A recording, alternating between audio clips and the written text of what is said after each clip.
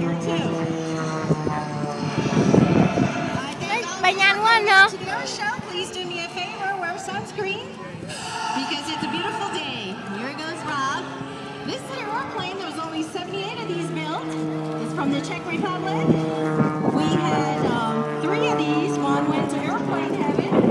Rob survived an accident in 2008 with 2 broken ankles, broken wrists. 9 months later, he was back in the air. I took him flying in my airplane, and he had to prove to me that he can fly. And as you can see, he can fly.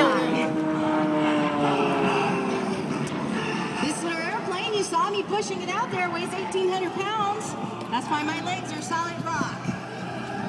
And right before Rob went flying, believe it or not, he ate a big steak taco, chips, guacamole, salsa, water, and the only thing he didn't get to eat was cookies.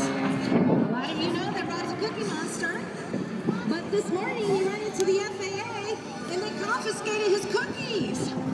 So if any of you out there have cookies and you see Rob after he lands, he might take your cookies away.